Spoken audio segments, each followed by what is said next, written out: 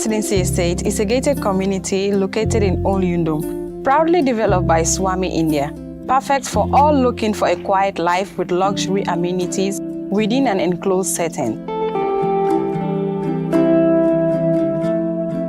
When talking about the benefits of living in a gated community, safety and security is top on the list.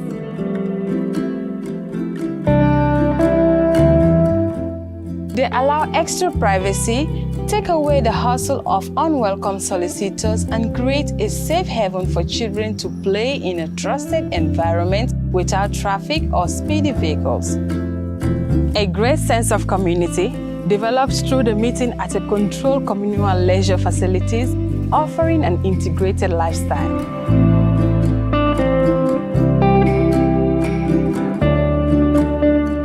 A green environment and well-managed communal areas are keys to higher home standards, elevated quality of life, and better property value should you consider home reinvestment in the future.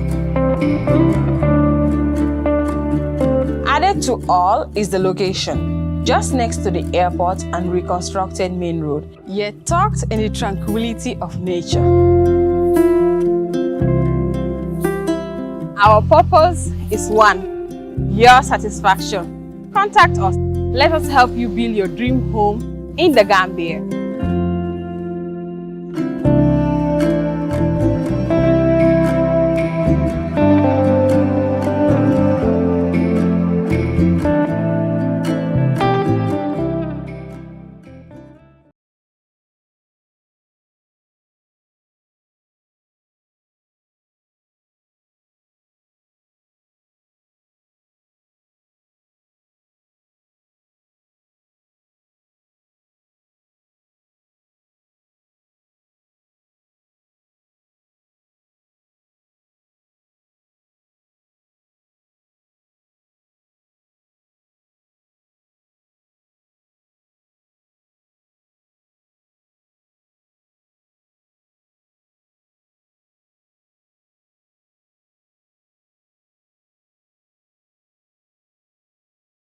Checkbook requests and PIN change. Our real-time gross settlement allows the customer to instruct the bank to transfer funds from their account to another account at another bank. Our expertise and experience in international banking is both legendary and the envy of the market. Retail banking. One bank, different amazing packages.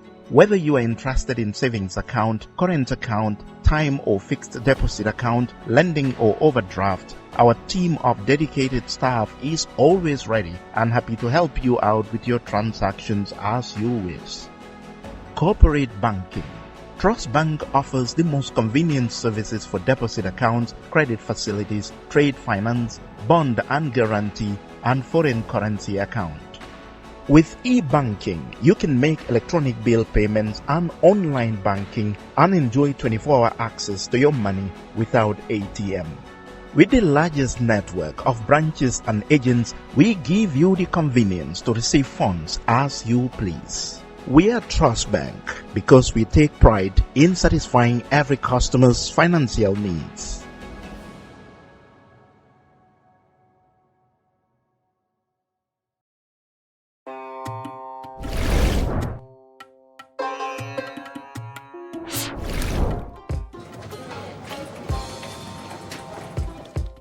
Nga rod na lawa to kuma ta bak asira linga da fo ko nyi fa din kila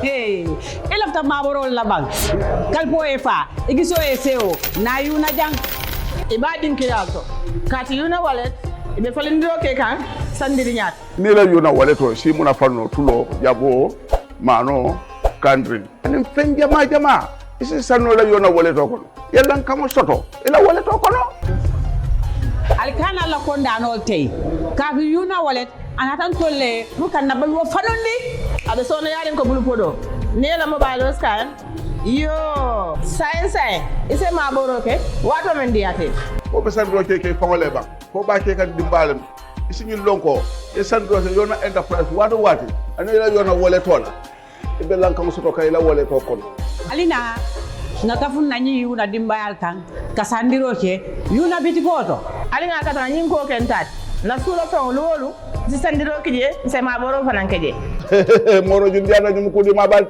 ni kadeda.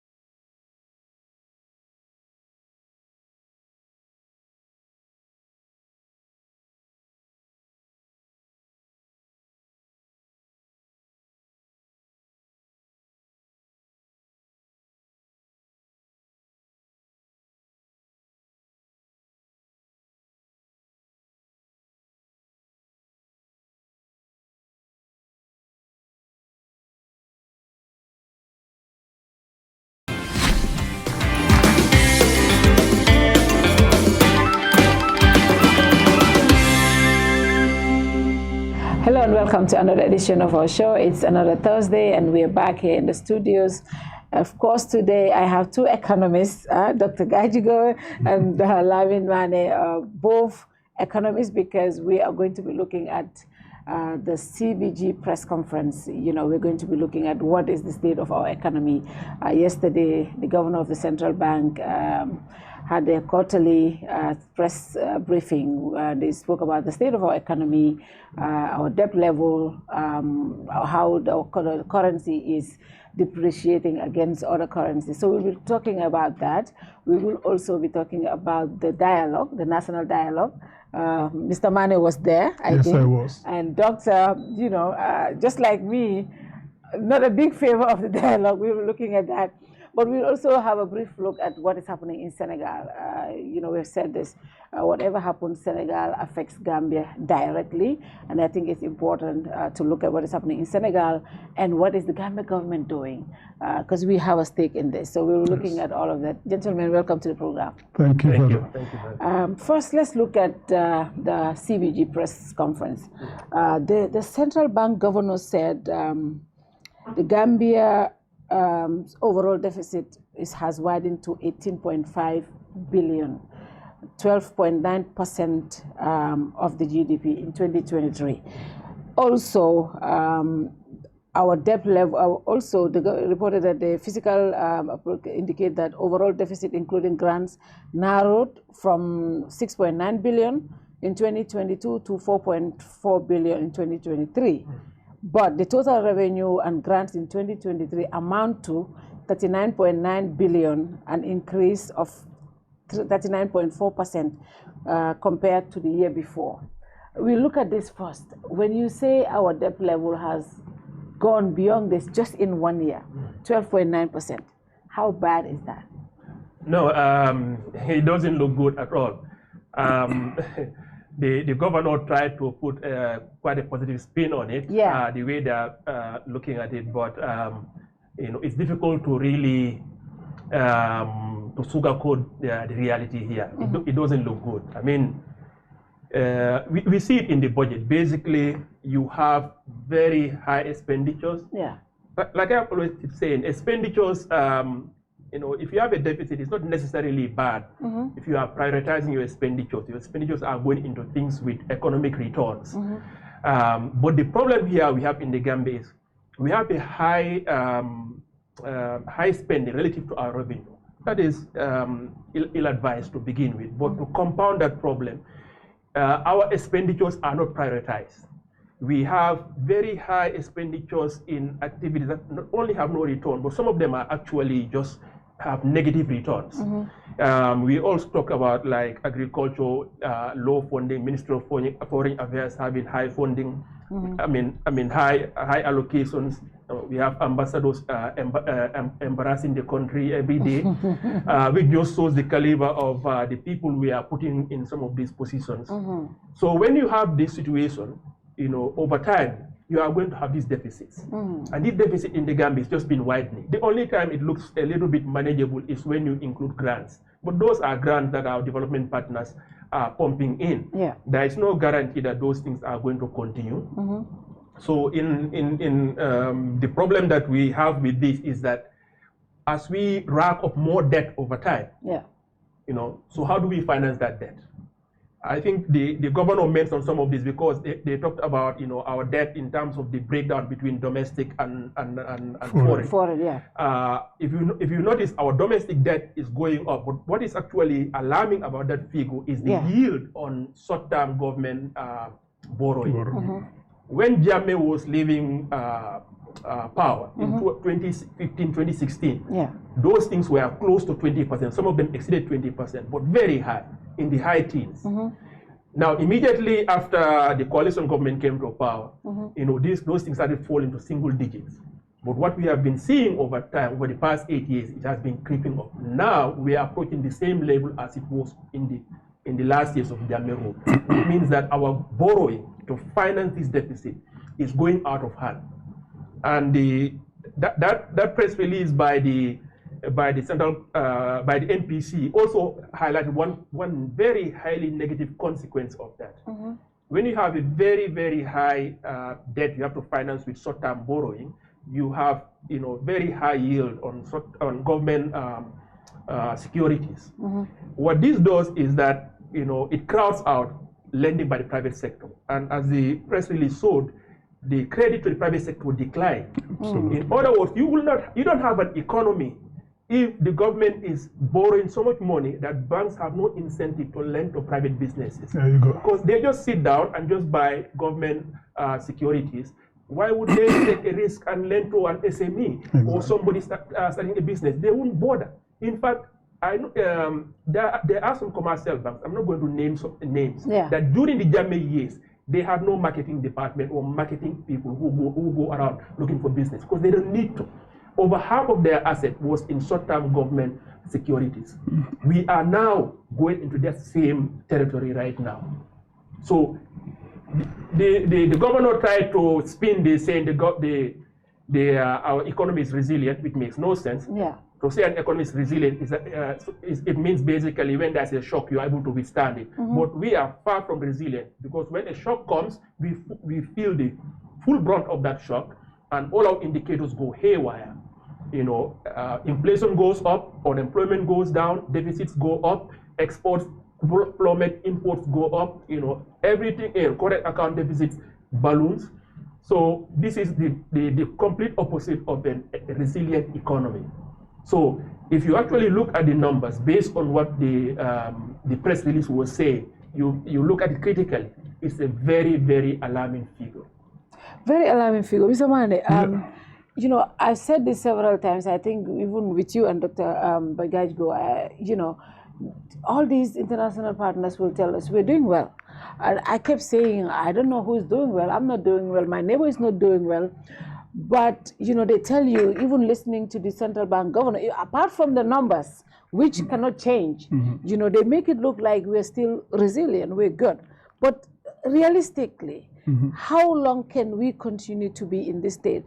Is this sustainable for a small economy like ours? Certainly not sustainable. And as I told you the last time I was here, the development partners are not here to castigate the government.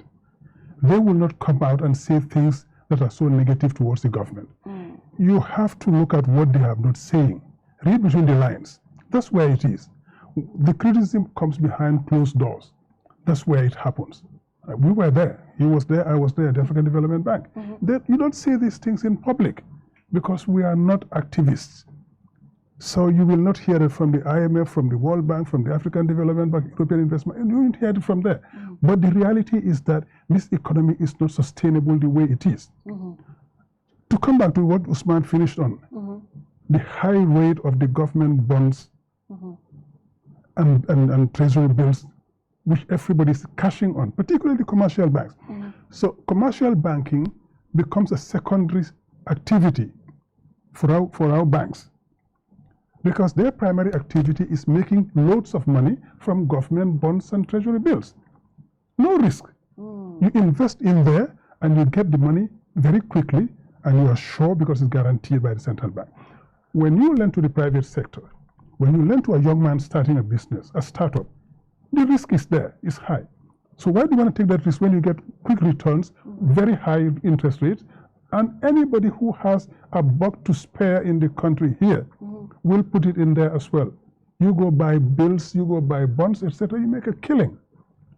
So anybody in government or in the elite of the country who has some money to spare, you go and put it in there, right? So everybody's making a quick buck out of that.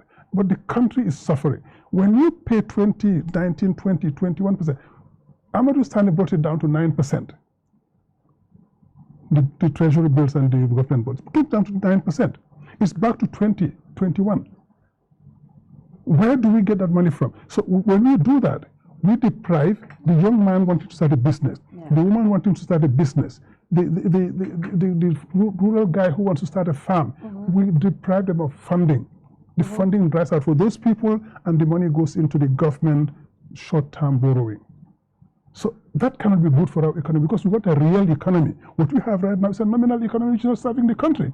There is nothing to back our Dalasi. That's why Dalasi is depreciating so much. He tells us the Dalasi depreciated by 3% to the dollar. Come on. I was going to talk, that's what I was going to come to. The Dalasi is depreciating 14.2% against the CFA. For the past year or so, it's not going back, it's just climbing constantly. And how many of our goods come from Senegal? How many people use the ports in Senegal? Basically, 80% our electricity, we get it from Senegal. We get all of these things from Senegal. And continuously, the CFA is appreciating against the Dalasi. For the past I don't know how many years, I can say. Just to take the 18%, which I don't think is correct, but even 18%, the CFA to the dollar. They said 14.2, I think. Right, okay 14%. Even if that is true, why would the CFA appreciate by 14% to the Dalasi and the dollar just by 3%? Because the CFA, remember, is pegged on the euro. And the euro and the dollar are moving more or less in par. The dollar 3.8. Right? So why would the dollar, the depreciation to the dollar be only 3% when the CFA is 14%? The CFA is pegged on the euro. And the euro is 10.8. Right. So you see, we can play with figures. It depends on what you put in those baskets. Take inflation. It depends on what you put in the basket. So you can manipulate those figures. But more importantly, tell the average Gambian, as you said, that the country is getting better, the economy is getting better. He would say, are you taking me for a fool? When you go to the market, you don't feel that the economy is getting better. When you take your kid to school, you don't feel it's getting better. Nowhere. When you buy cash flow, you don't feel it's getting better, etc., etc. Just name it. The bag of rice which every Gambian buys has gone up. Sugar and is it's just going up. Sugar is almost $3,000 to the bag. By Ramadan, it will be over $3,000. A bag of American rice, I checked yesterday, was $2,250. Some of the bags are 3,000 plus. And you tell the Gambian that our economy is getting better. Come on. So it's easy to play with those figures and give what is not right, but the governor himself knows that this is not correct. And I think for the credibility of the institution, they should start telling the truth about the economy. That is not what is happening. You cannot just play with those figures and tell the Gambians, because you lose credibility and the whole country with it. Right? When we need to borrow, all of those things are going to come into play. But the people who are lending us money have the real figures. So you cannot fool those people. And we're getting to a point where the Gambia, we are getting so debt distressed. Borrowing is a problem. When we borrow anytime, we have to have a strong debt, grant component of the borrowing. It's about 40–50% of the borrowing has to be grant component for it to go through, because we are debt distressed right now, and it's getting worse with this kind of economic management. When the domestic debt goes up by so much, we're over $40 billion in debt to the domestic sector. how do you mobilize money for investment in the country? How do you grow the real economy? How do you support agriculture? How do you support the nascent, well, actually, the nascent is dying, processing sector and manufacturing sector? How do you do it? And those are the sectors we need to grow. Yeah. How do you develop the tourism sector? You need money to invest. If you crowd out all the money in that sector and it goes to government bonds and treasury bills, there is nothing to go around to lend the other people.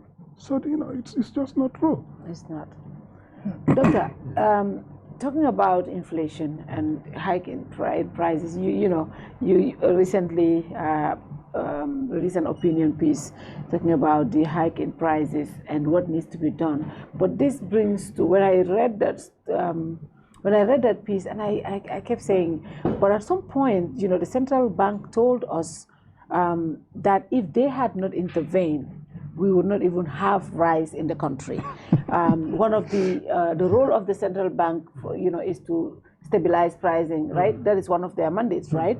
At some point, they had to take everything that all taxpayers, own. Like they gave subsidies to people that were tax breaks, I think, to people that were bringing rice and food commodities in the country. And foreign exchange. Foreign exchange. Yeah. And at some point, they had to take some amount of money from our money and just give it to people to bring rice and other foodstuffs. And the governor said that was an intervention that if they had not done, we would not even have gotten rice, or we will not be able to buy it. But with all these interventions, with that intervention, still we are buying rice at the same price. In fact, it's increasing. Every other thing is on the rise. What do we need to do? Is that, would you say that was not the right intervention that they did? I would have been frame it that way. The governor supposedly, saying something like it's sort of like somebody hitting you with a car and then taking you to the hospital and then telling you afterwards, if I didn't take you to the hospital, you would have died. Forgetting the fact that he was the one who hit you with the car in the first place. You say that they caused that? No, the fundamental problem here is with the government itself. Yeah. Why are we importing rice? I wrote a whole article about this. Why did we find ourselves in the first place of importing rice, where we have perfect agroecological condition to grow rice? In all of ECOWAS, we have currently the lowest rice yield. That means in a hectare, you get less than a ton. Yeah. In Senegal, in the 1990s, we had the same yield as Senegal. Currently, Senegal, you can get 4 tons per hectare of rice. Yeah. Per hectare. In Gambia, less than 1 ton is the worst in all of ECOWAS. If with the same amount of land that we are growing right now, if we have the level of productivity yield as Senegal, we would cut our imports by over 70%. Imagine what that would do to our reserves. The governor actually also mentioned something to the fact that, we have accumulated large reserves that can cover 5 months of imports. Now, again, here is another example of the governor trying to, spin the figures to make them look, positive, when in reality is really bad. Let's look at that figure. What are the sources of reserves, forex reserve in a country? Usually, if you have a trade surplus, if you are exporting more than you are importing, you have, you accumulate forex reserves. So, in the Gambia, unfortunately, we run a huge trade deficit. So we bleed reserves, we don't accumulate. If you are lucky, you have gold reserves, that's one thing that can add to your reserves. We don't have any. You could have maybe a lot of FDI coming in. But in the Gambia, that's not been impressive. We are lucky in the sense that we are getting a lot of remittances. That's what's saving. So over time, this is one thing that's been a source of reserves over time. But the government has nothing to do with that. This is the ordinary Gambians who are in the diaspora. But the biggest, recently, the biggest contributor to our reserves actually is the SDR allocation we got from IMF. At least I think it was 85 million or something. 89 million. Yes. 89, yeah. If you remove, so in other words, the 2 positive factors that is helping our reserves to be at the level they have nothing to do with this government, nothing to do with the central bank, nothing to do with this with the fiscal side of the government. Because left to there, what they could do to make sure that we accumulate reserves in a sustainable way, they have completely failed in that regard.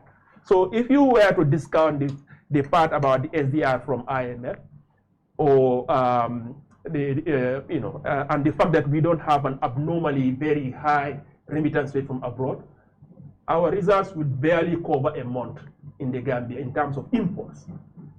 So going back to that example, the government allocating, the central bank allocating some reserves to facilitate the importation. We are in that situation just, for the same reason that if you run over somebody with your car and you are the only vehicle nearby to take that person to the hospital, you cannot be congratulating yourself for taking that person to the hospital. But at least if it is impactful, that you can even say, but it seems like it's not impactful because the prices haven't gone down. No, because it doesn't address the fundamental problem. Yeah. Our importation of rice, because it has a negative feedback loop.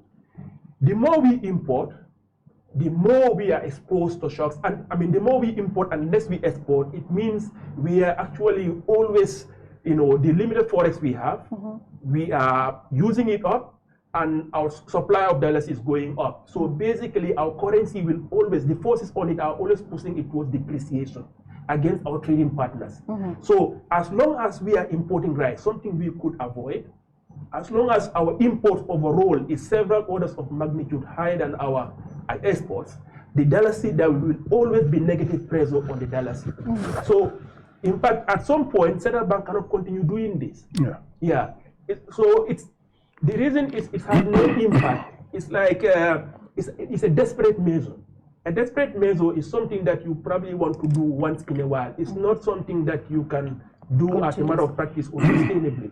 So because of the fact that we are not addressing the fundamental problems of why we are importing something that we could produce, it doesn't matter. They could do it for another 10 years. At some point, they'll run out of reserves. They don't have unlimited supply. Like I said, the SDR allocation is not going to come every year. So at some point, those reserves are going to dry up, and then how are they going to come up with that again? So it's nothing to congratulate themselves about. They have not done anything exceptional, anything great. We wouldn't be in that problem, that bind in the first place, if the government as a whole did it.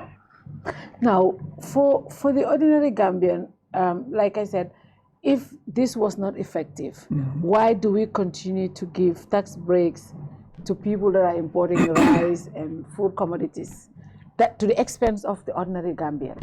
I am paying tax, you are paying, some other paying that.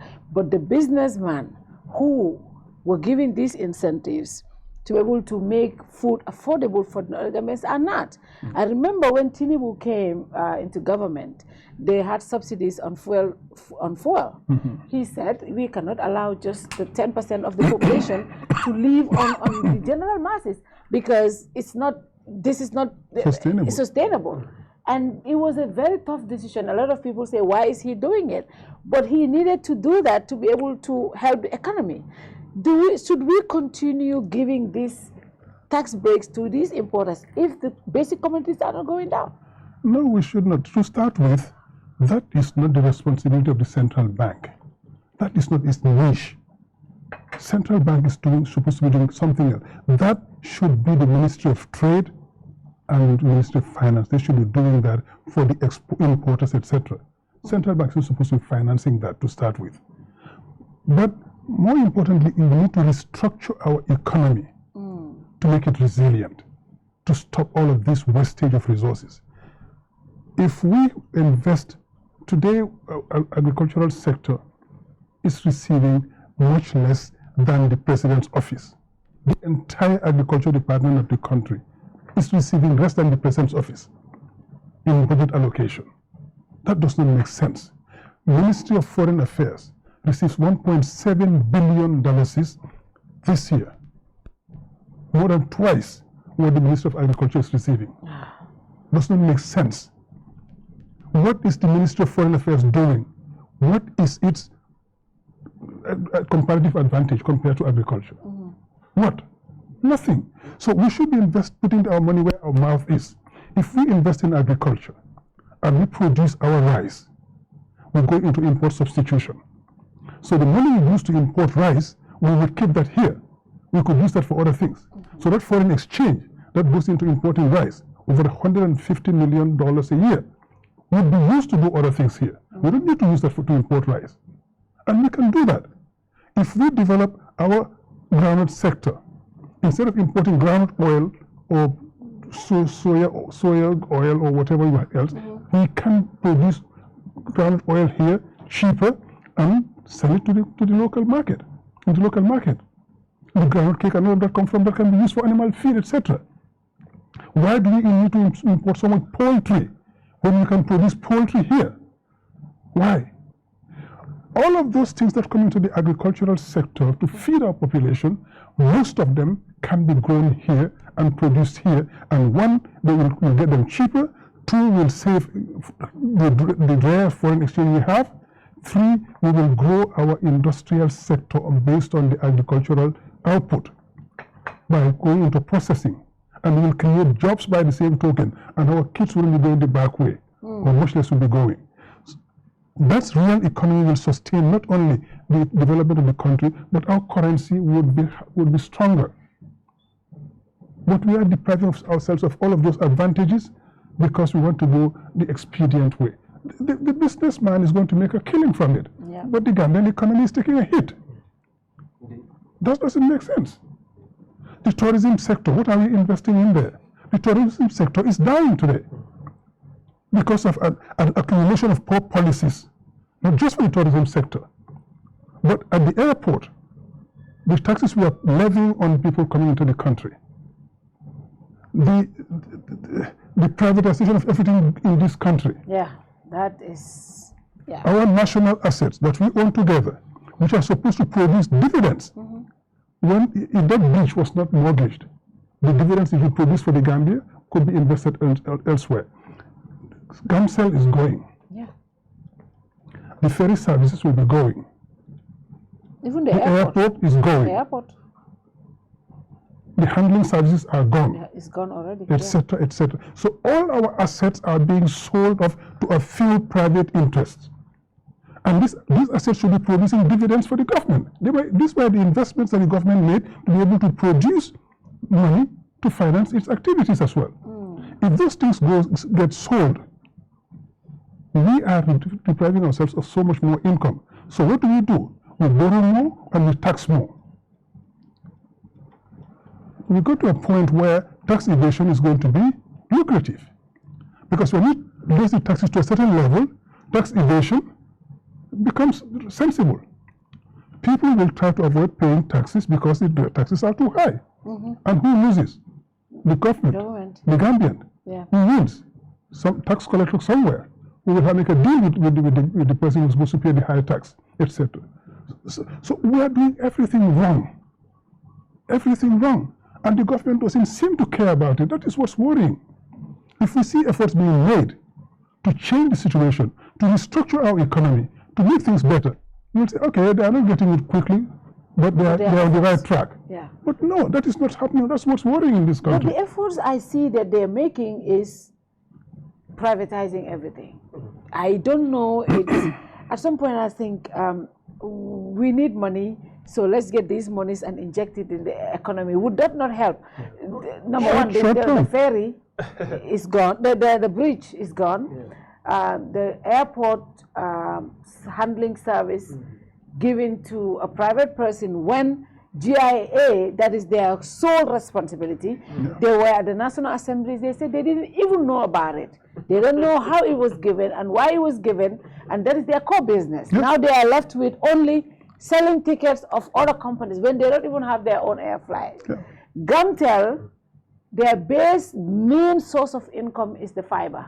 That is the only money that they make to pay their salaries. Today, government said they are going to take the gum fiber away from them and set their own company. Remember, you set up that company, you're going to hire people, all of that, but you are killing this parent company. They are going to be selling 60% of Gamcell. And all of these other lists, when I listen to all of this, I'm thinking, I don't know, I'm not an economist, but even me, the lay person, it gets me worried. Are you worried though that all of our assets are being privatized? No, I mean, if no one is worried or actually really depressed by what is going on, then either you're not paying attention or you don't care about what happens to the country. What is actually, really upsetting about this is sometimes some of the actually, some of the activities in principle sounds like something that is good, you should be doing, but it's completely taken and distorted, and in a way that goes against the very principles or the reason why you want to do this in the first place. Like the bridge example. Yeah. If this is a real asset recycling and it's done in a proper way, it could be a good thing. If you properly value the asset, you get a significant amount of it, and you take that money and you build a comparable or even better infrastructure. Because there's no shortage of roads, electricity, power plants, bridges you can build in the Gambia. Infrastructure, it's just we have a massive need for it. But the problem is, number one, the way that was approached. In some countries, this is financial malfeasance. You will actually be locked up. The way our Minister of Finance handled this. Exactly. The first thing you needed to do was to value the asset you have. Africa 50 sent their consultants to come here and estimate traffic over the bridge, because it is that parameter, that information, the daily traffic is the most important variable that you need to estimate the value of a bridge. Because the value of a bridge today is the net present value of the future stream of income you get from tolls. So unless you have an idea of what the bridge traffic is today and you project that over time, you won't know what the value is. So the counterpart of the government sent a consultant to come and do that. Do you think our ministry actually found out what the traffic was? They did not. I met one director in that ministry. They have no clue. They were aware of the fact that Africa 50 sent a representative to estimate it, but they have no idea. I mean, right now the counters on the toll road have all been broken. They are not functioning. So it's in the interest of whoever is in charge that they don't know what the traffic is, because if we know what the traffic is, we will be able to estimate what is the daily revenue they are expected to get from that bill, from that bridge. Yeah. So, long story short, the whole negotiation was done in such a way that the country was shortchanged. We got 100 million from the bridge that is supposed to be paid over a few tranches, when in reality it could be even more, because we had no idea what was the value of the asset we had, so we couldn't negotiate. Yeah, but from the numbers they even gave us, Ibrahima gave us some numbers, and the minister also gave even those random numbers. No, those numbers actually indictment. I mean, Ibrahima, I remember what he said somehow, like, oh, we got some numbers, we put counters there, the numbers went up, and right there, they themselves are revealing their own incompetence. Incompetent, yeah. Because here you are as a minister, you don't even know how to determine if the value you are getting from the bridge is consistent with the traffic. In other words, is there some leakage? What is the amount of that leakage? Where might the leakage be? You don't seem to care. But more importantly, a whole agreement was set up with Africa 50. When people found out about it, they told the people that there was more negotiations to happen. But the most important negotiation actually happened before it was announced. Because by agreeing on the 100 million, that you've already have discussed the most important part. The rest were just minor details. But to add to that, to compound the massive injustice that has been done to the country, these people didn't follow the basic principles of asset recycling. So instead of saying, here is a particular way where this money would be siloed so that the country can know where the funds are going into, they basically, now they are getting this money in tranches and it's going into the general budget.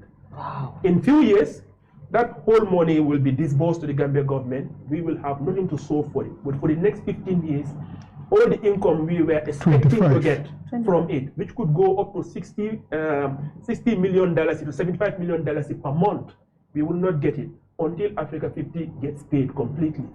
In some countries, like I said, where actually the leaders care about their country, this would be financial malfeasance. The very minimum is the minister should be fired, or in some cases actually be tried, because this would be economic crimes. Yeah.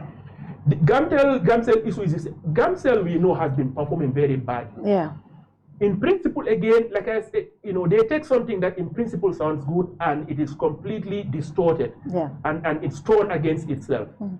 There's nothing wrong with privatization. If the private sector can do something better than the government, because the government cannot run businesses. If there is no fundamental need for the government to be in it, unlike, let's say, NAWEC, for instance, which is a public utility. So Gamcel, if over time it's been shown to be, there have been multiple opportunities to either reform Gamcel or to properly evaluate it and see if you can fold it into one of the existing mobile companies. But I know for a fact that this government received, the forensic accounting has been done on Gamcel and Gamtel. Gamtel, the forensic accounting found that Gamtel was essentially sound. It is fine. The only thing that Gamtel needed to do was to reduce their staff size a bit. But fundamentally, there was no need to privatize it. It had a solid business. The one that needed some serious restructuring or maybe even some privatization was Gamcel. But no, what did they? For years, the Gamcel's been bleeding, no investments. In fact, if you look over time, the losses they've been accumulating, it's just been costing the government. I mean, ask yourself, when was the last time you saw you asked for the phone number of a young Gambian who has a Gamcel line? If it's not a government official, nobody has a Gamcel line. If anyone has a Gamcel line, it's a legacy Gamcel line from years.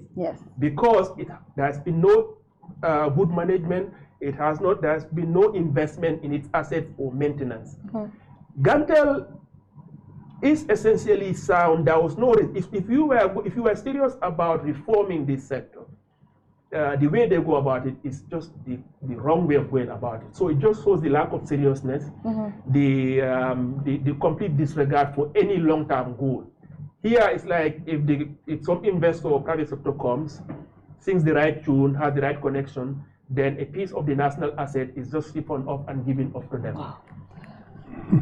Why is this though?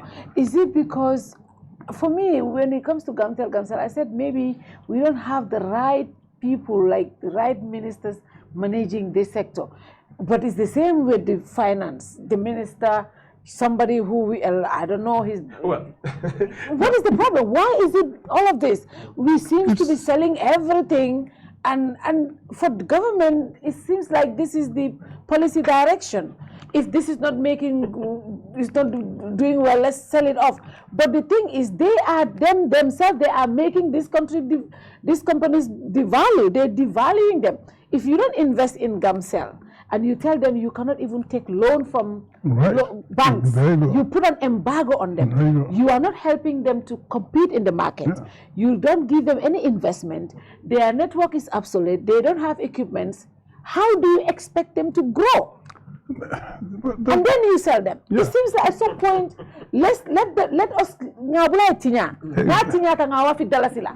is what it's looking like. I'm thinking that direction. That's the reality. Most of these companies are being made to fail. They are set up for failure. And then you blame them for failing so you can sell them off. Wow. Gamtel, as you said, and Gamcel, when you tell them you have competitors on the market, they can borrow, they can invest, they can bring in new technology, etc. But you can't. How do you expect them to compete? You put people in a starting line of a 100-meter race, and you tie some of them their hands in the back. How do you expect them to compete on that race? They cannot. So when they fail and you blame them, the government has its hand in the management of those companies and who gets employed and who gets what. The management of those companies are government-appointed people, not for competence in most cases, but because of political patronage. The resources are being siphoned off by government instead of allowing them to use them, pay their dividends to government, and invest the other part of it. It's not happening. When you see all of those things happening, and you expect that government, sometimes they are clueless about how to run this country, right? And when you get to that point, it's just too easy. Oh, they're performing well, let's sell them off. I am all for private sector development. Yeah. I am all for the private sector coming in and competing and making money and creating jobs. That is what we need. We create the proper enabling environment for them, and you put in conducive measures, you put in the adequate funding and funding mechanism, and let them go ahead and compete and create jobs and money and wealth for the country and for the Gambian. I am all for that. Yeah. But I am not for selling off our national assets that we took so much time and invested so much money into developing and selling it to a few people to just make a killing from it. Because remember, if those companies were not viable, who would buy them? Well, yeah. Nobody would buy them. If there is no future. It's because they are viable. They are poorly managed and poorly run. That's why they fail. And you sell them to somebody who invests just a little bit of money in it and makes a killing. Why can't we do it for the government here? We have talented Gambians here who can turn those companies around in a year or two. Why don't you give it to them and make it happen? So other private sector entities can come in and work alongside them and compete with them. That competition is good for the economy, is good for the country. Do we need to sell off everything we have? These are short-term palliatives. You are short of money, what do I sell today? You sell something off. You get money, the budget, you finance the budget, next year sell something off. In 5 years, you have nothing else to sell. And you've got no dividend coming into the country. And you have got rid of all our valuable assets. You see, borrowing money, there's nothing wrong about it if you invest it properly.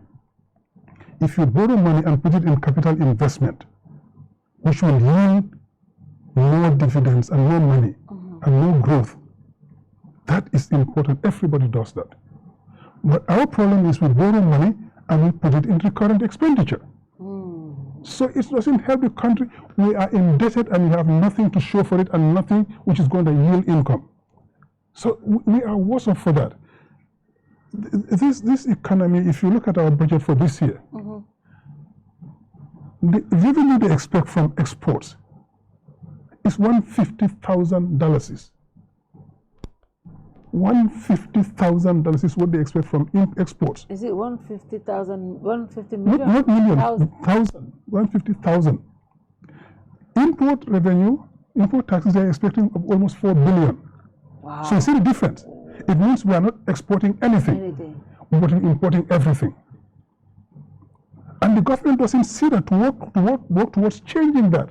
The government should be working towards putting an economy in place which can gradually reduce imports and substitute them for what we grow locally, what we produce locally. Every sector in this economy is falling apart. Yeah. Even the things we had, something like Saro, which was producing oil, is producing groundnut cake, etc., is dead. Yeah. Nothing is there. So anybody who wants to grow the place, you will have to go again and invest a large amount of money. And most of these companies that they are selling off, they will sell, it's most likely that the debts will be nationalized. Yeah. We will pay for the debts and they will sell it, and people who buy it will just put some money in it and they make a killing. But we stay with the debts. You remember when Jama went? Yeah. NAWEC's debt was restructured, and we're still paying for it. We're still paying for it, yeah. And Modusani went ahead and restructured because it was not sustainable. We should have finished paying that by now, and NAWEC become a much more viable entity. But it's not happening. And we are putting our head in the noose. That's what worries me. This government is doing nothing to change the situation. We are becoming more and more dependent on the outside world. Our electricity generation and distribution is outsourced to Senegal. Yeah. Outsourced to car power. Yeah. Senegal is in political turmoil today. Yep. God forbid something go wrong with Senegal, and we cannot get power from them because we are in trouble. We saw it in Niger recently. Yeah. When Nigeria cut off the power supply, 70% of Nigeria's power was gone. Yes. So did not teach us a lesson that we need our own. These are strategic assets. We need to develop them and become independent in that area.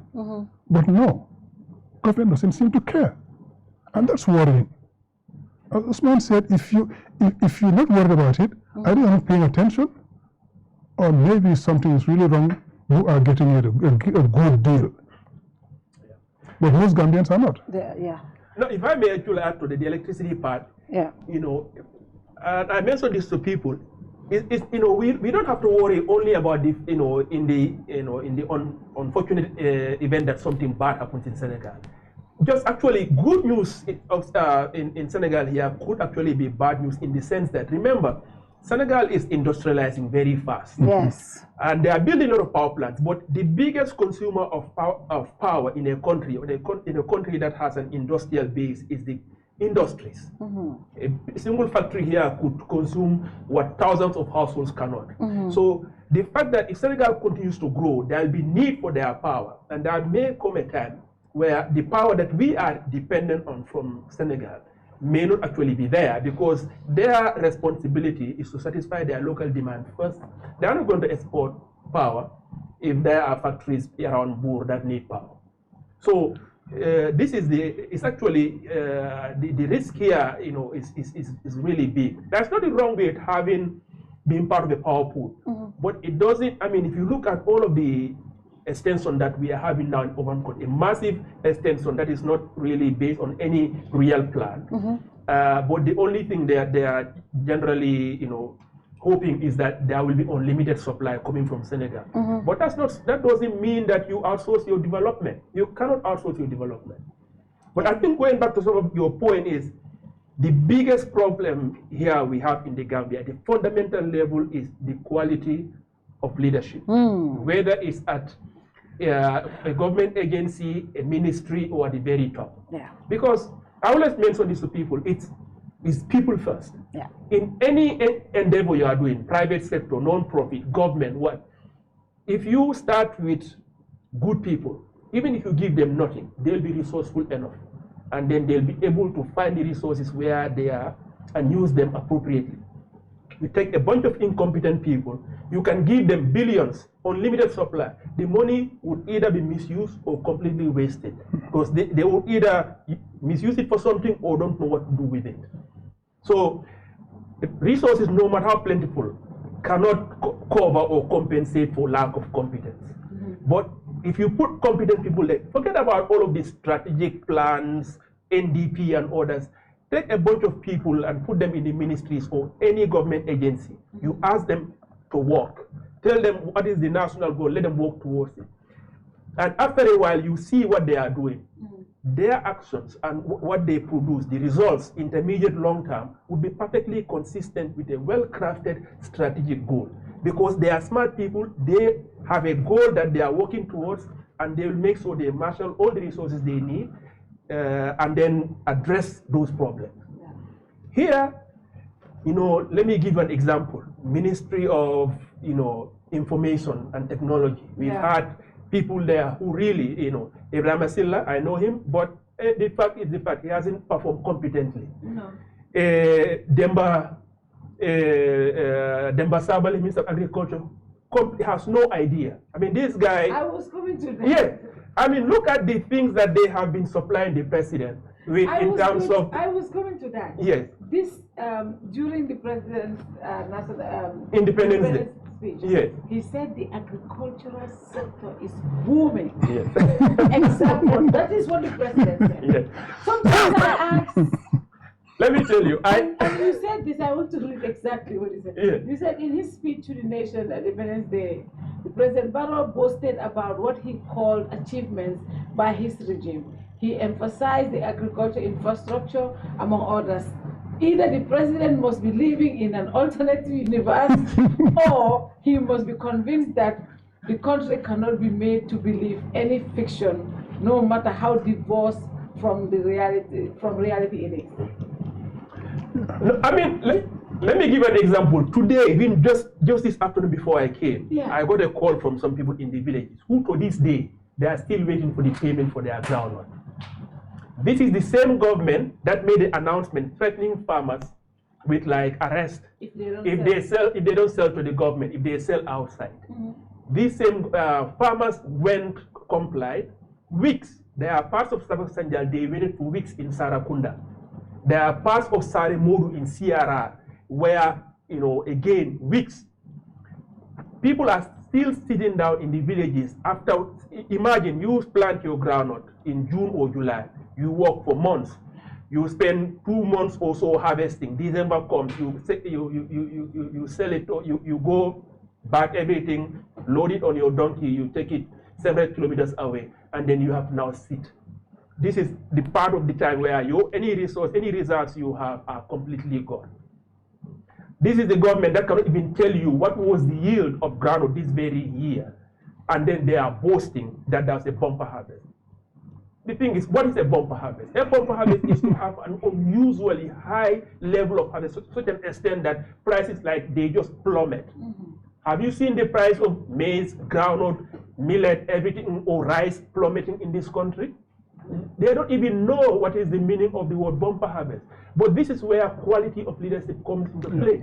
If you are a minister of finance sitting there, you cannot go by yourself and get those reports, but people come and present you with those reports and say, we've had a bumper harvest. There are key questions you need to ask to make sure the information you are getting is consistent with reality. The fact that you didn't ask those questions, but you dutifully just take those numbers and you present it to the president, who, let me be respectful, dutifully went and presented it to the nation. It shows here that basically as you go up in this current government, quality just falls precipitously. Because when you have a poor leadership, you cannot have, they are incapable of bringing accountability. Because if you had a president who will be holding the Minister of Agriculture accountable, you don't have to be an agriculture expert to ask a few basic questions as to whether the agriculture sector is doing well, whether or not the phrase you are going to use, bumper harvest, is actually consistent with reality or not. The agriculture minister should also have asked the key people in his ministry the same question, and down the chain it goes all the way to the field officer on the ground that is tasked with collecting basic agricultural data. Here, it's like everything is inverted. If you really want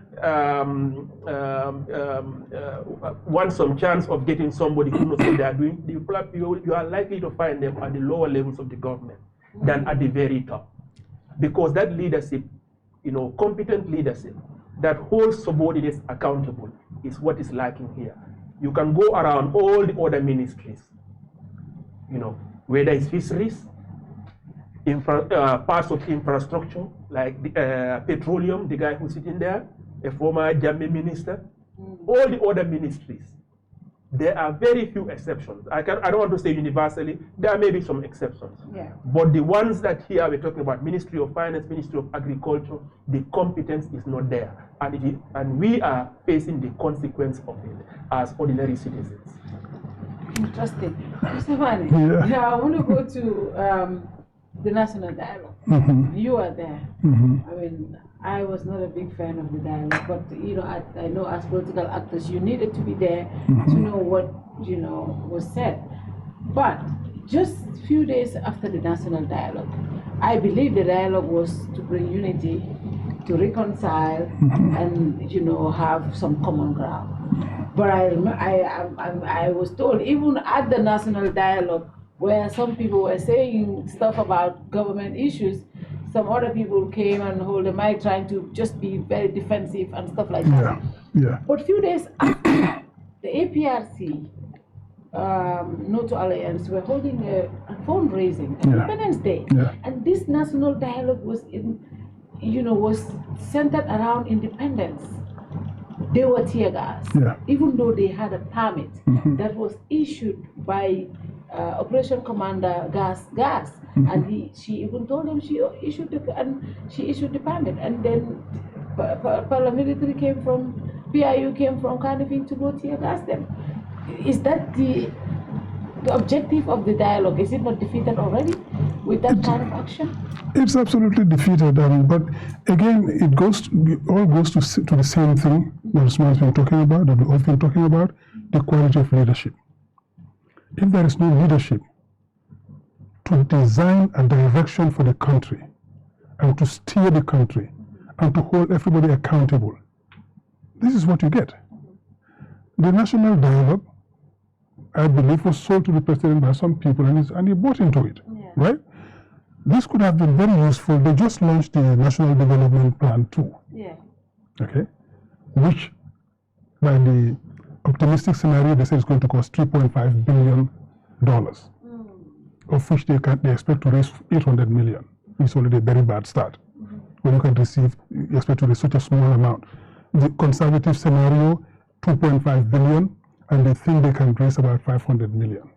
So basically, you're telling us, I can raise maybe 20% of the money needed. So meaning that's how you run the project. Exactly. It's dead on arrival. Yeah. Now, this could have been an opportunity to rally the country around the government and get the donors to support it because they see some kind of unity and get something going. But instead of that, the national dialogue was dead on arrival. When you take so many people to a dialogue without even consulting them beforehand as to what dialogue is going to be about, if you want a serious dialogue, we have what is called the inter-party committee. Get the inter-party committee to start working on this and get everybody involved, and you define terms of reference, you define what you're going to do, how we're going to do, and what are going to be the deliverables at the end. Because this shouldn't just be a talk shop. Yeah. We want to achieve results. So what do? You consult everybody, you prepare properly, you define terms of reference, you define what you're going to achieve at the end. And then you go out and do it properly. And you give it time. But what happens, they give every political leader 3 to 5 days to say hello and I'm going home. Okay? On the 14th, that's on the 12th. On the 14th, we went to the Kairaba Conference Center where the technical issues are supposed to be discussed. In our Committee on Political Environment, where most of the issues were, the key issues, we went there. 4 of us from the UDP went there. We found some other political parties in there. We found civil society, etc. We started discussing. We were about 20-25 around the table, and we had 4 hours. So what do we discuss during that time? Nothing much. But we managed to come up with the 5 recommendations that they gave. They said this come up 5 recommendations, and we did. Okay? And we present those on the 16th. Number one, on our recommendations for the constitution, the draft constitution. It should come back. And in that very hall, you have people like Sidi Jai, of all people, try to shoot it down. People whose very existence depends on chaos. These people have not never done anything for this country. They have been parasites in this country all along. But you give them the microphone to shoot down a good idea. And anybody who says something, he comes back and tries to destroy those ideas. What are you trying to tell the country? You tell us you want to have national dialogue to do something positive, and you allow your surrogates to come and destroy it even before it starts. Right? As if that's not enough. As you said, on the 18th, APRC Road to Alliance is trying to have a fundraising event in an enclosed premises, not even on the road, in an enclosed premises. With no threat to anybody, no threat of this public disorder or whatever. You come and you stop them and you tear gas them and the neighbors with it. And then you go out on your political platforms and you start castigating political leaders and all the rest. So it's like some people don't want this to succeed because the failure and the chaos is useful to them. And you, the leader who sanctioned that, who accepted that to go ahead, you sit there and you watch them do what they like. And some of these things are said in his presence. And he does nothing to correct that. I mean, that is the most unfortunate thing. So this national dialogue is going nowhere. We went there really determined to contribute and get results for the country. So when we finish our recommendations, we said to them, when you go to the 16th to present, tell them that we are wanting deliverables, that they should set up a monitoring and evaluation committee that is going to monitor and evaluate what is being implemented out of the recommendations of the dialogue, so that we know that something is going to be achieved. We told them we are political parties and they probably wouldn't trust us, we don't even want to be there. But civil society and other components of society, there are intellectuals here, there are activists, etc. Get them on board to work with the government, set up a monitoring and evaluation committee and do something. So you can achieve what is decided at the national conference. You can monitor and see whether we are getting the deliverables. That has not happened. Now they're going to go on a countrywide tour to spend more money to achieve nothing. So what are we going for? This national dialogue is a waste of time and resources. So if it doesn't succeed next year, nobody's going to go there. So it's a lost opportunity. It's a lost opportunity. For me, I believe from the get-go, it was a non-starter. Nothing was going to come out of it. Because number one, I said this, if the president really wants to reconcile this country, he will stop telling people that if you are opposition, you don't belong in this government. Yeah. He should rectify that. Right. And make every Gambian comfortable that wherever they belong, just like in America where they say, it doesn't matter what skin color you are, you belong. Yeah, exactly. The president makes us all feel, every Gambian feel that if you are GDC, you are UDP, or you are DOI, you are welcome in this government. Once that, because he said that in a rally that if you are an opposition, independent opposition or law. Yeah. Which already runs. Is that person ready to reconcile and dialogue? That is where I believe it will start. No, Number one. Number two, APRC. You know, and I see people saying APRC just because Jammeh did it doesn't mean we should do it. Yeah. The reason why people voted Jammeh out and called him a dictator is because he was acting this way. Yeah. And now it's like I'm organizing a party at my house. I tent in front of my house, and tear gas. Yeah. And it's normal for every Gambian. Yeah, I think it's normal, yeah. It's normal, and we're watching and we're just keeping quiet. UDP issued a statement. You see people attacking UDP and say, Sidijai throwing back and Fabakari throwing back. And I'm sitting here and thinking, really? And we just finished a dialogue, Dr. Gajigo? Yeah, no, I mean, I had the same feeling about this dialogue. I mean, as I said in my column, anytime somebody says something like, let's have a dialogue, the natural tendency for all of us is to support that, because who is against discord? In general, I mean, strip of all context, dialogue is a good thing, because it's through dialogue you can have greater understanding. And the greater understanding you have, the more that conflict is avoided. But let's not also forget the context we are in. So the context we are in, the reason I had no confidence that this process was conceived in good faith and that it's going to result in any meaningful outcomes is the fact that I had, everyone has had the opportunity to look at the track record of this government over time. See, just like, not to preempt some other topic we are going to talk about, but just like in the case of Senegal, when somebody announces have a dialogue now, you ask yourself, but what you've been doing before, is that consistent with the sudden call for dialogue? So in the case of this government, there are ample opportunity, a lot of evidence to see if the government today comes out and say, let's have dialogue, are they really sincere about it? Because forget about, I mean, there are endless things we can talk about. But since this coalition government came to power, Jammeh was defeated. There were few key things in the life of the country over the past 7 to 8 years that were important, where partisanship should almost play no part in it because they are of national importance. And everybody can rally around. This can be sources of national unity, despite our own partisan beliefs. You have things like the CRC, you had the TRRC, you had the Jani Commission. The Faraba Commission. Yeah, the Faraba, all of them. But let's focus on these three. These three, and everyone, when they were happening, the whole country was tuned to them. We followed them because it wasn't a partisan issue, it was an issue of transitional justice. Issue that mattered dearly to everyone in the country, irrespective of which party, whether you're in the opposition or ruling party. These are things that we are all, we all care about. If the government takes this thing seriously, you can have your differences, but you can also be certain that there is sincerity in trying to build national unity for the common good. But what has happened in each of those things is a lot of money was spent in CRC. These people went on tours not only within the country, but abroad. They came in, but there was one single thing there that Barrow and his party don't like, which is the limit on term limit, and they killed it. The Jade Commission, again, as long as you are not connected to him, if anything, if you were adversely mentioned there, you face the full brunt of it. But the moment you saw that now you are in his camp, you are immediately absorbed.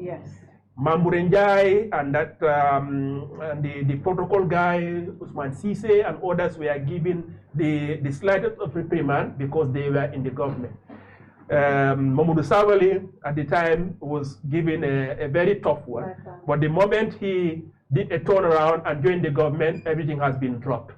Jammeh's assets, instead of being disposed of in a very transparent way, was done in the most opaque way. No one has any idea what has happened to that. Yes.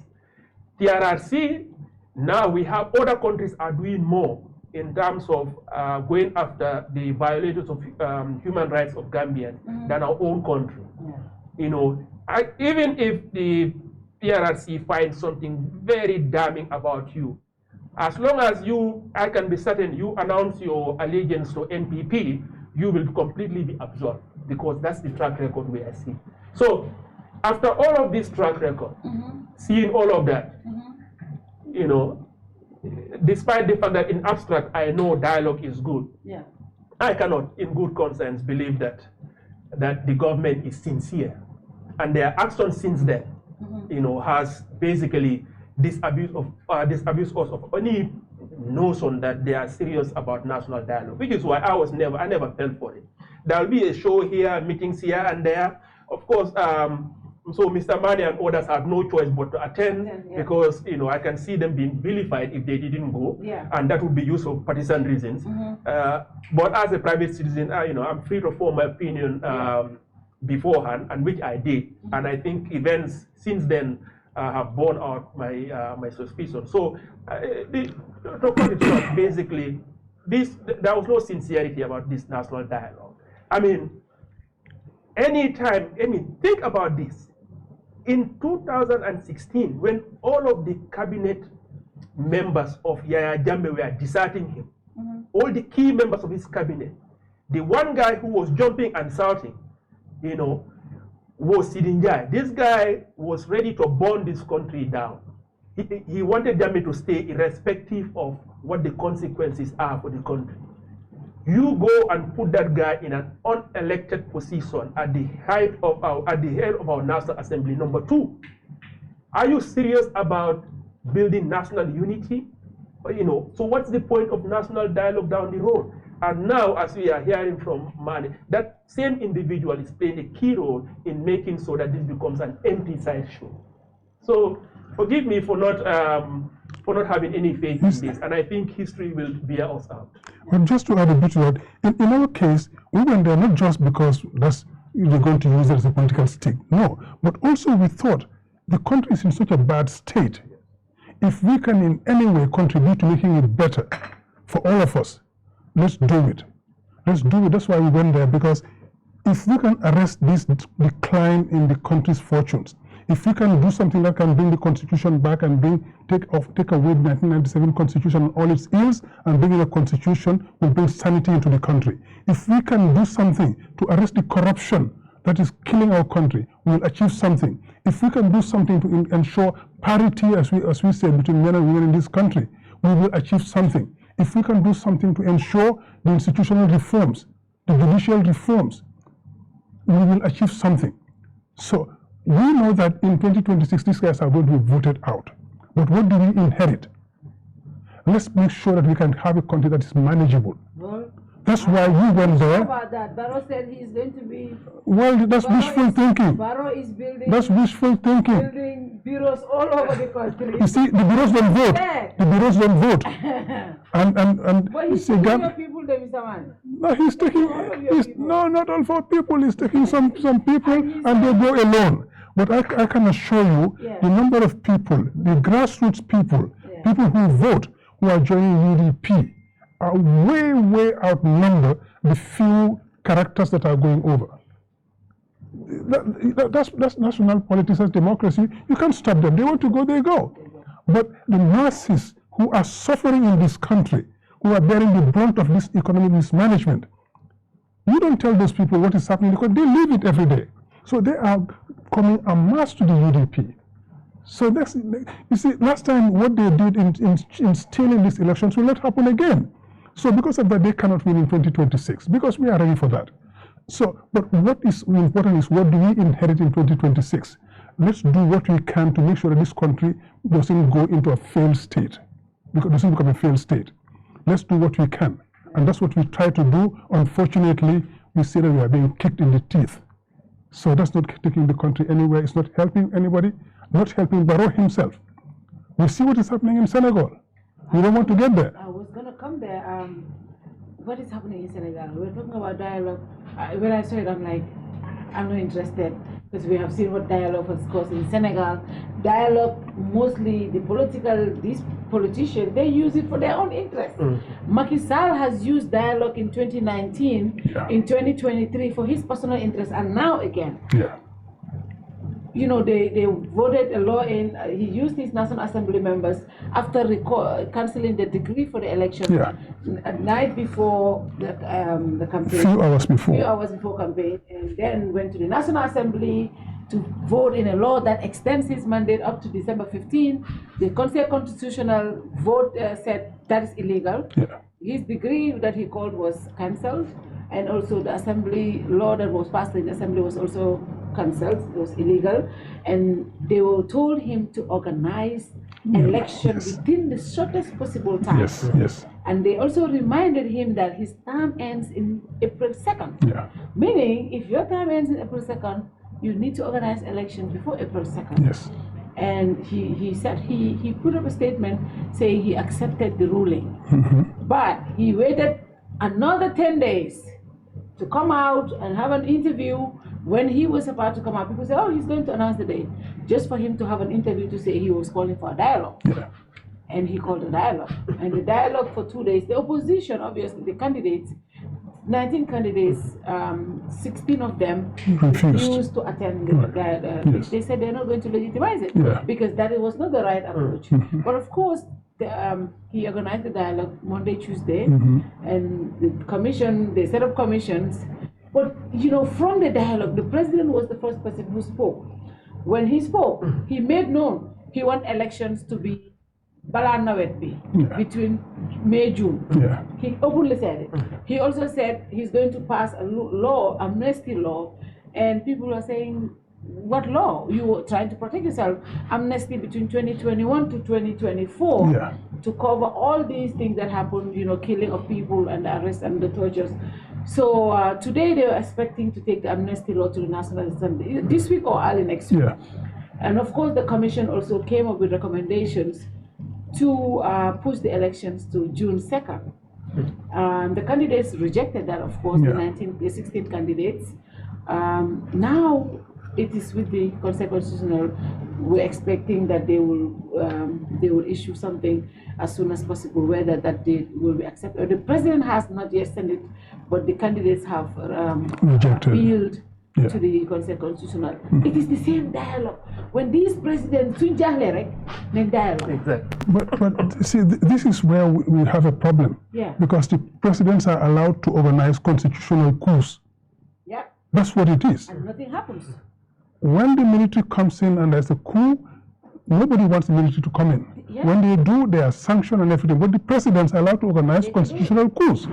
What Macky Sall did, when he came to power, he arrested and sentenced Karim Wade and excluded from the subsequent elections. The next one, he excluded Khalifa Sall.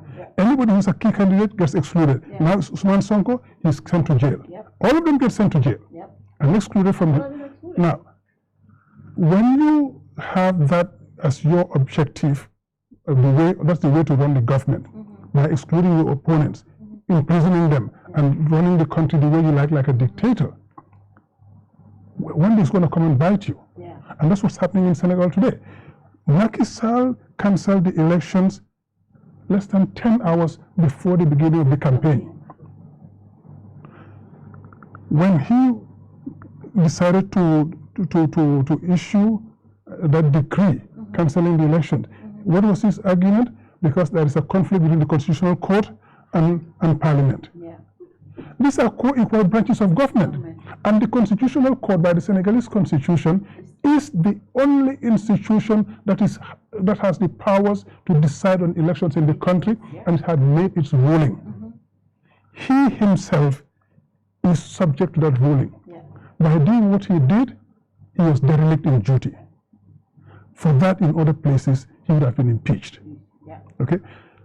Now, he goes with that, and they go to Parliament and they pass a law because he managed to get the PDS with him. Yeah. So they have the majority, and they move the Pastef guys, military, out of the Parliament to be able to vote this law.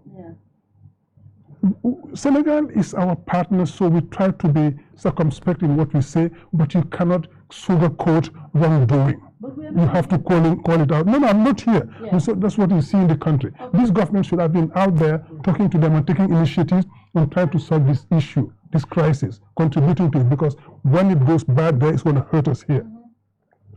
You do that, and you take a law, you vote a law based on what? A suspicion. The PDS guy said, we suspect that 2 judges have been corrupted. Yeah. On a suspicion. Yes. You need evidence for that. Yeah. That in itself is so wrong. They are presumed innocent unless proven guilty. So there is no evidence of guilt or abused, and you base a law on that. That is so uncalled for. Yeah. That's the process for removing judges if they are corrupted. Yeah. Exactly. So you do that, and he is the head of the magistrate, the judiciary sort of. Yeah. President du Conseil supérieur de la magistrature.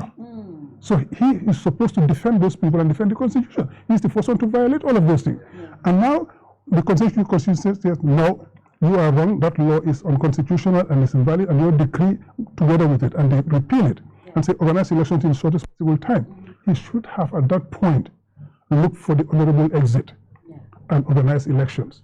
But he is playing delaying tactics now and pushing elections, because according to the Constitution, and that is an entrenched clause in the Constitution, Article 103 of the Senegalese Constitution is an entrenched clause which says that the president's term of office cannot be extended by a day. That is Article 103 of the Senegalese Constitution. So on the 2nd of April, Macky Sall's term ends. The rest is the unknown.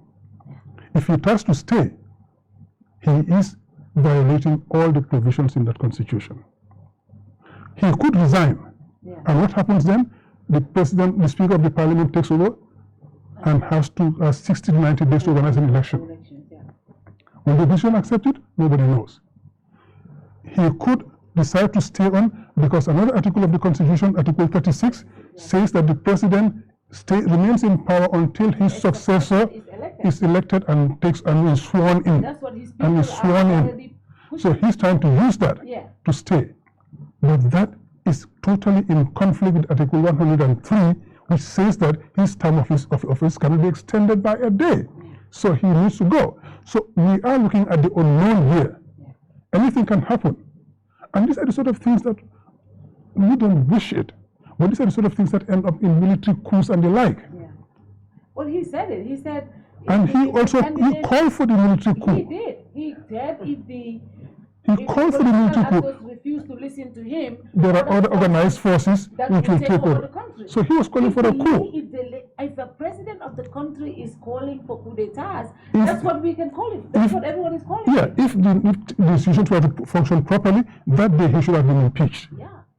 He should have been impeached that day and kicked out of office. But it didn't happen, and it will not happen. But he is creating that instability in the country. So this amnesty law that is going to Parliament now is supposed to give indemnity to people from 21 to 23 and part of 24.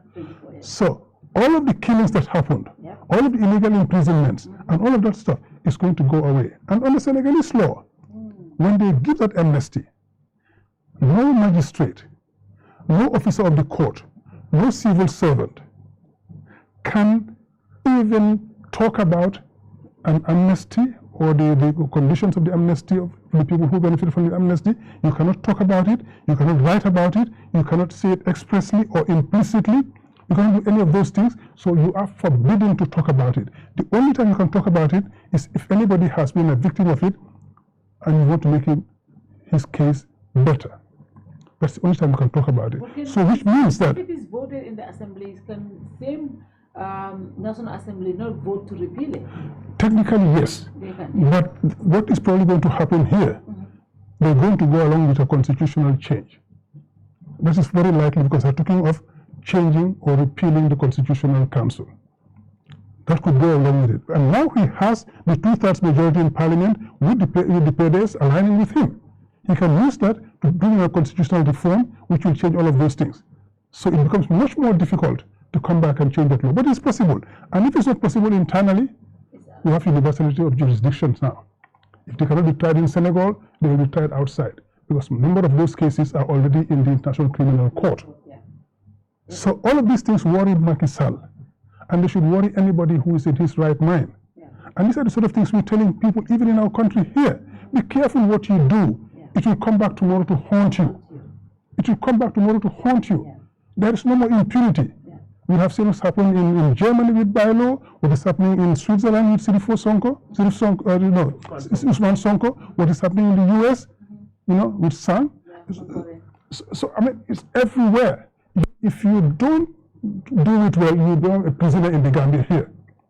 Even assuming, which is not going to happen, even assuming Barrow wins or somebody wins, you will stay here a prisoner. You will go out, because if you go out, you're going to be arrested. The same thing is what's worrying Macky Sall. And we do not wish that for anybody in our country. We want our people to be able to serve in government, live afterwards, live honorable and dignified lives in the Gambia and outside the Gambia.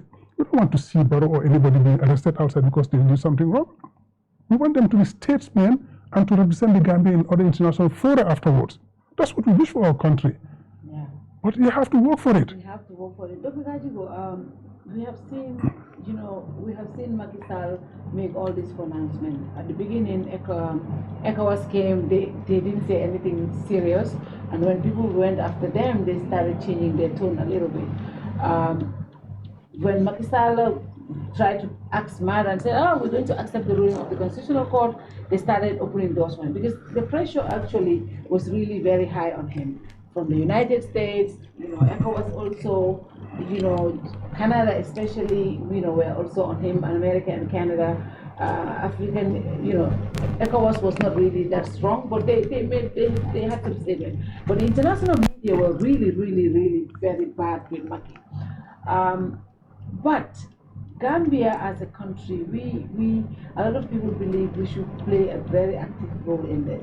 2016, when we were in a situation like this, it was Macky Sall who took our resolution and championed it to the United Nations for Gambia, for them to be able to take Jammeh out of here. Today, Macky Sall has violated the Constitution. He has, what he did is a constitutional coup. But ECOWAS, whenever the soldiers move, they before they even announce whatever decision, they already issue a statement. But Macky Sall was in Abuja just last week. I didn't hear any of these things. It seems now he has gone there, spoken to them. It is the same big boys club. They have, he has assured them that he was going to leave. But up to now, he's not doing anything that is showing that he is going to leave. Our country should be taking the lead. I have not seen any statement. I have not seen any presser. I saw a video that Tangara was at the presidency to know firsthand. I mean, accountability is being honest. When Macky Sall said he was not going to run that term, the Gambia government issued a statement. If this happens, I was expecting a statement at least for us to know their position. Exactly. Considering all the things that Gambia relies on Senegal, on everything, wouldn't it just be right for Gambia to make its position known in this situation? Of course, in principle, this is what should happen. Unfortunately, Gambia is in no position to tell Senegal anything. Who's guarding Adama Barrow? Oh, Senegalese soldiers. Yes. Right now, Adama Barrow doesn't have the confidence to have his own soldiers guard him. Do you think he will have the courage to tell a hard truth to Macky Sall? No. No. I mean, I just wrote an article about our security situation in the country. Yeah. That's one of the things I mentioned there. The reality is, I mean, we as everyone knows, I mean, what happens in Senegal affects us politically, economically. We are in the middle. I mean, the saying, I think one saying applies to us. If Senegal sneezes, we probably will catch a cold. Yeah. This is the reality. But let's be realistic here. We're not going to hear anything from Adama Barrow with regards to Adama Barrow's government or Tangara for that matter. I mean, who expects anything meaningful from Tangara? This is the same foreign minister. I was just under Yaya Jammeh. What is he going to say about governance in other countries? It's the same minister who is presiding over the expansion of our foreign service where money is being wasted. Should anyone expect anything meaningful from that guy? So the fact of the matter is, you ask yourself, why is Macky Sall going to such length to cling on or to prevent certain people from coming after him? You ask yourself, what might he have done? What has he done? Yeah. So what other corruption do you don't know about? Now, that has a lesson for us here, because if you think about that, what might be the case that's making Macky Sall go to such extreme length, not only to stay or maybe but to decide who comes after him so that he's protected, his close associates and family are protected. You begin to wonder, what is it that transpired over the past 10 years? What has he done? Yeah. So, but you look at our situation, if you think about that, you look at our situation, you realize our people in government, given all of the economic malpractices we've been discussing, they are in no position. If you live in a glass house, you don't throw stones, But also, let's be fair, even if after 7 or 8 years, we should have had security sector reform to such an extent that there should be no need for economic soldiers. But today, our president is still guarded by Senegalese soldiers. You think that man would have the courage to tell any hard truth to Macky Sall? He wouldn't. So, what we are seeing, what we would expect, I mean, again, the consequences of actions here are being laid right before our eyes. And just to add one point to that, that should tell the Gambian people the importance that this national dialogue could have had to start releasing those reforms. Today, Senegal is in this mess. If, we do hope not, but if something were to go wrong in Senegal, it will affect the economic troops. They could recall the soldiers or some of them from here. If a new government comes into place in Senegal, they could say economic is expensive for us, we're not going to continue it, and we're going to discontinue our support to economic after 8 years or 9 years. At that point, what happens? You have a vacuum, because the security forces in this country have been relegated to the background. So our president is guarded by Senegalese forces. Our port and airport are guarded by Ghanaian and Nigerian troops. Even the ferry crossing. Yes. So that's part of the ports. Yeah. So the port and airport are guarded by foreign troops. So our security forces are relegated to the background. So if these people are get withdrawn all of a sudden, what happens? You have a vacuum. A complete vacuum. And that again opens the door to the unknown. So it is time to get serious about our country, our independence and sovereignty, organize and reform and restructure our security services so that we take control of our country and our vital institutions. And the presidency is one of those vital institutions. Our intelligence services are part of that. And our intelligence services are run from Senegal today. So all of those things should be a wake-up call for the Gambia. Reform our institutions. Make sure that we put everything in place to entrench our sovereignty. Otherwise, we are asking for trouble. I mean, ask yourself, which country do you have? Is any serious country where, it's one thing if you just immediately come to power. Nobody expected things to be perfect right after. Maybe the first couple of years. But years 7 and 8, what have you been doing over that time? Do you think that this thing would solve itself magically? I mean, which country have you seen something like this happening? It's a national embarrassment. I mean, we are not a serious country. I mean, But Dr. Barrow will tell you he has built roads that no other president has ever built in this country. He has built bridges. He is building roads. Quality roads. That's what I keep saying. Look at this OIC road. I mean, everyone's talking about it. If you want a classic textbook case of a poor quality road, is this OIC road. I mean, this has nothing to do with the hard-working officials at NRA. No, this is an executive decision at the top not to have a proper design. I mean, we don't have statistics, reliable statistics on things like road fatalities, but if we do, this would be a crisis, an emergency in any country. I mean, just like during independence, he was talking about, again, boasting about things that don't match reality. The roads that have been constructed, with the exception of the roads constructed by the Chinese in URR, anything where the Gambia government takes a lead in it, they do it poorly. And there's always a problem in either in the procurement process or absence of design or the way it is implemented. Look at the road linking Brufut and Wulinkamba.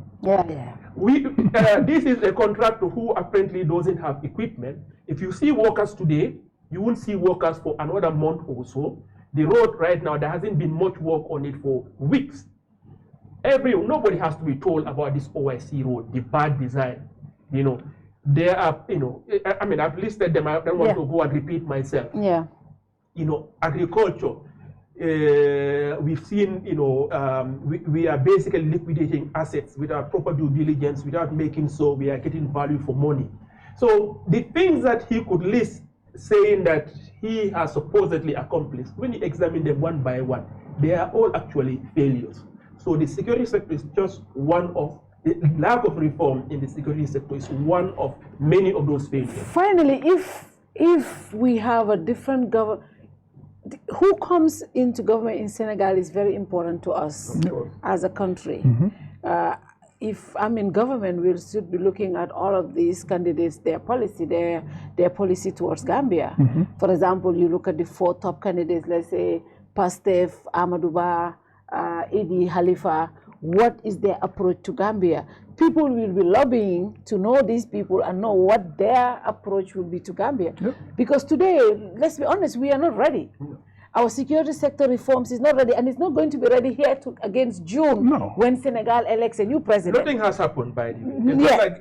If you say it's not ready, you imply that something has happened. Okay, nothing has happened. Nothing has happened. So we will still need Economic to be here. The Senegalese soldiers, we will need them to be here. What is Pastef's policy on that? What is Khalifa's policy on that? What is Amadouba? Amadouba, even though he's from Macky Sall, but he's his own president. What is his policy towards that? So we should as a country, we should start looking at those. We should start looking at our energy supply, the agreements we have with them. What is this incoming government, what are they going to be their attitudes towards us? At this point, as a country, we should be worried because we don't know who's coming. What is their policy? Because the Pastef people, they have a whole different radical way of governing. So if they come in, they're not going to be bothering about how our president is secured. That is not their business. And they are not going to have the same approach in Casamas, just like Macky Sall. It's totally going to be different, just looking at how they operate. So we should be worried about all of that. And as a country, are we looking at all of this? We shouldn't be starting now. That should have been done last year. Any serious government would have had the Ministry of Foreign Affairs, the Ministry of Interior, the Ministry of Defense, at least those 3 would have had reports prepared, scenarios developed, and you look at what is probably going to happen and you start anticipating. We don't have it. These people don't seem to understand the importance of that. So what is going to happen? We're going to find ourselves in a situation with a change in Senegal, and we start running and see who do we talk to. Because we have not prepared anything. These people have not prepared anything. They will tell you, no, we have, but let them show us. No, believe me. They will show us. That one you can be absolutely certain. I'm willing to bet. I mean, this is not the kind of government that would have prepared. A kind of government that would have prepared wouldn't be a government today that would still have the president guarded by soldiers after 7 years in power. I mean, no matter how how long a process is supposed to take, if you cannot get a single important, such a glaringly obvious thing done, especially as a government coming right after a dictatorship, if you cannot get security sector reform done and for people to see results in our everyday lives, in many ways, many things have even gotten worse. Now we have more military checkpoints than we had during Jammeh's time. Yes, I have a farm all the way in URR. During Jammeh's time, you have military checkpoints where? Kalaji, Kampenda, Kudang, mainly around these things, around this South Bank. Now the Buren Crossma, you have it, Sambuya, Pakaliba, Basse, Patoto, all of these areas have military checkpoints. You have 6 to 7 now, additional one. And we are not even talking about the North Bank. The police, the problem we talk about, you have crimes happening rampantly, but do you know how much was spent on police vehicles in this budget? 0 allocated. The last 3 years, you know how much was allocated the last 3 years to police vehicles? 5 million, not enough to buy even 2 pickups. But they still bought water tank. Yes, they have money for water tanks and others. You think you look at the money that's being wasted in this outsized budget of the State House, in the Ministry of Defense, in the Ministry of Foreign Affairs, when we could have had a basic reform of the police in terms of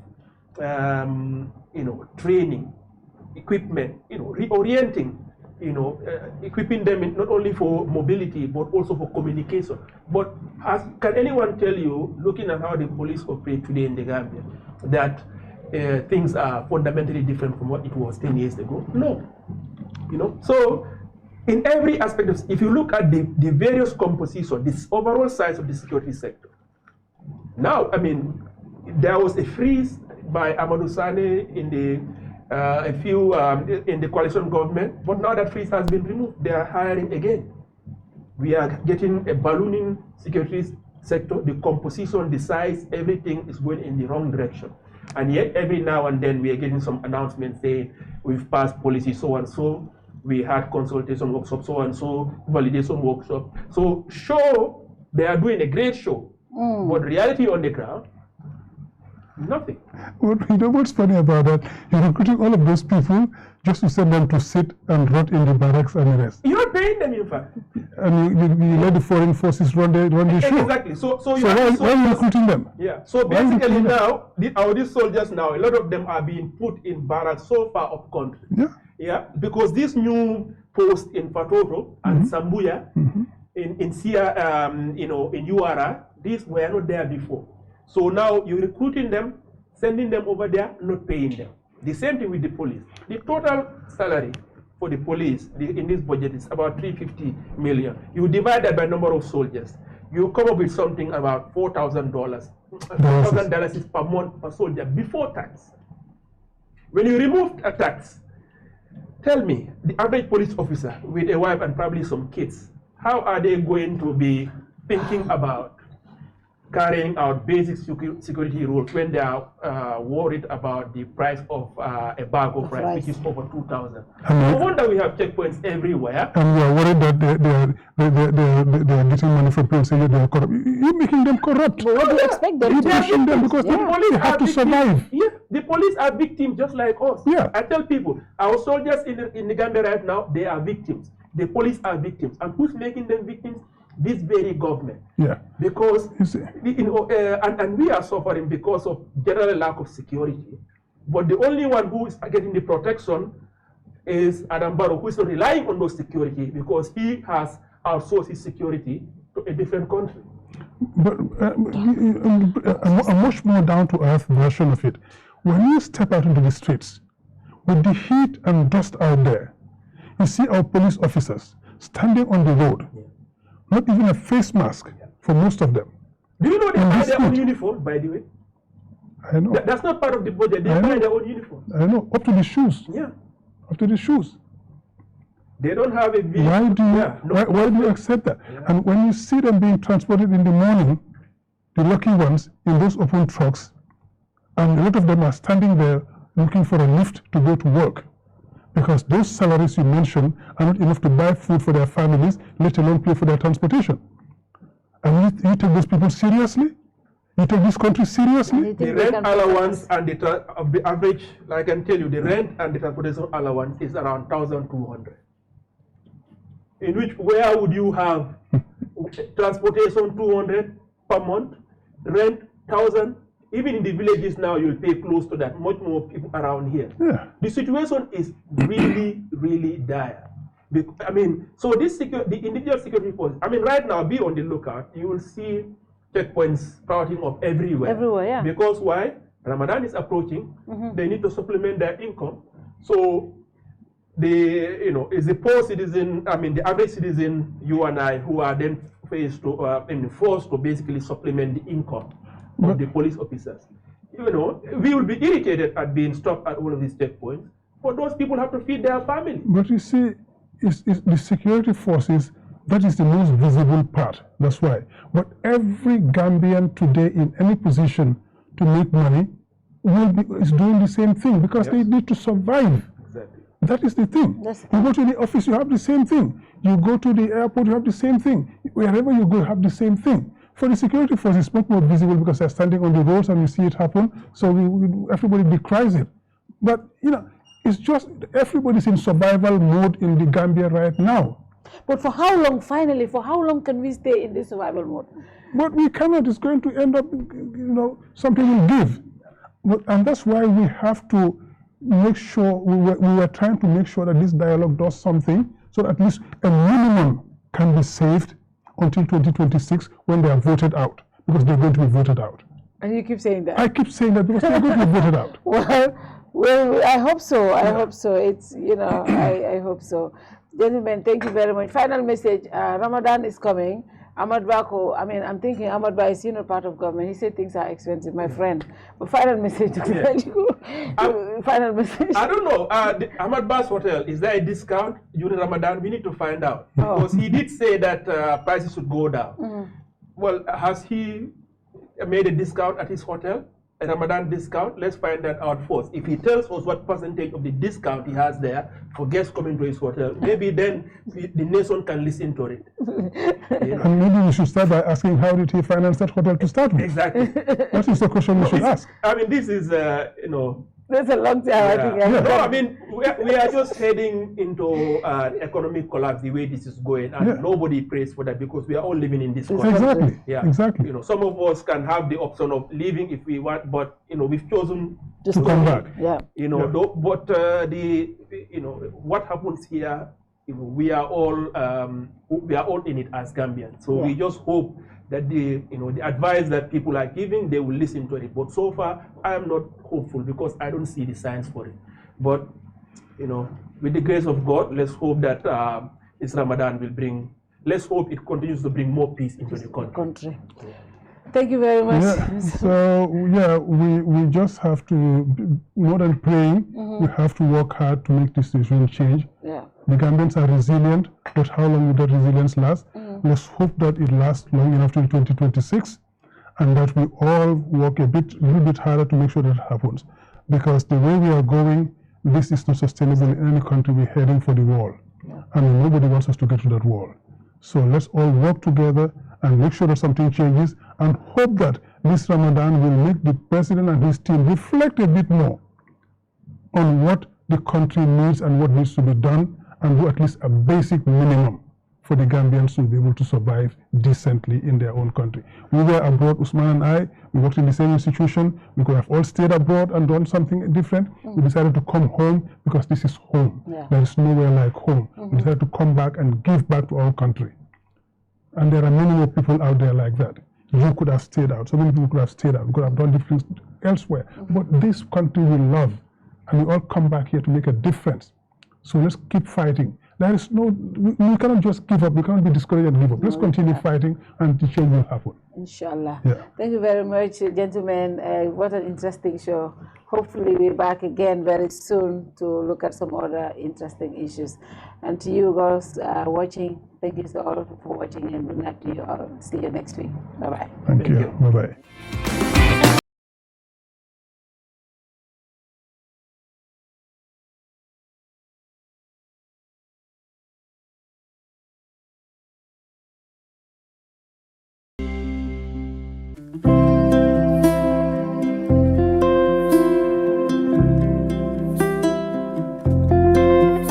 Residency Estate is a gated community located in Old Yundum, proudly developed by Swami India, perfect for all looking for a quiet life with luxury amenities within an enclosed setting.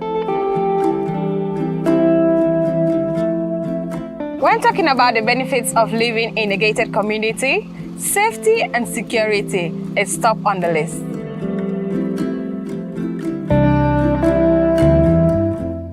They allow extra privacy, take away the hustle of unwelcome solicitors, and create a safe haven for children to play in a trusted environment without traffic or speedy vehicles. A great sense of community develops through the meeting at a controlled communal leisure facilities, offering an integrated lifestyle.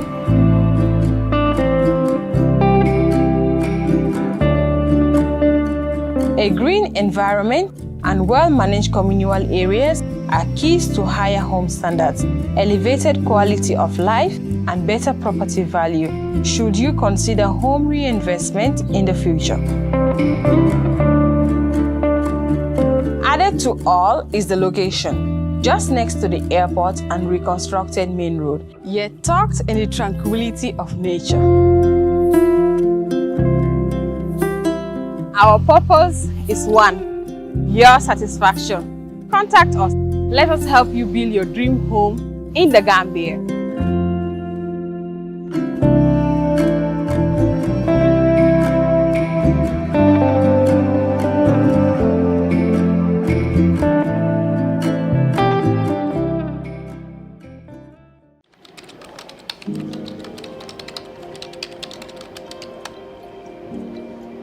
We are happy to announce the launch of our new logo.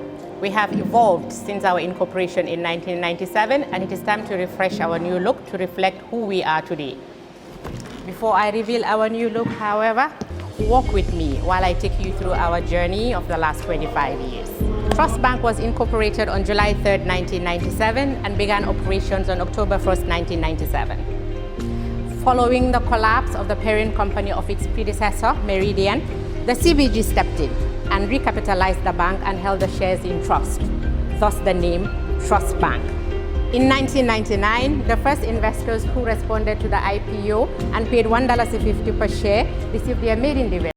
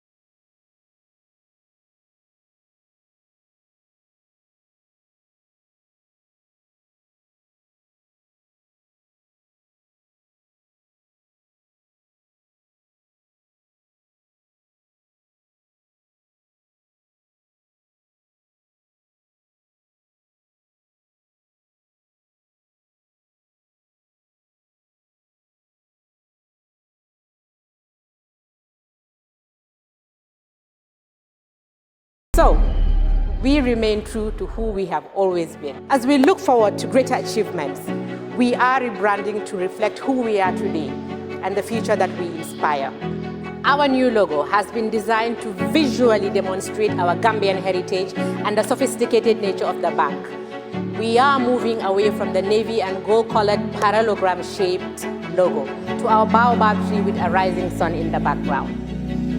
The striking outline of a baobab tree at sunrise is a familiar sight to anyone who has spent time in the Gambia. Our new logo and visual identity are inspired by our core values and spirit of being a pioneer in providing a unique banking experience. It is a completely new look that better matches the transformation we have made as a company. But we remain your trust bank.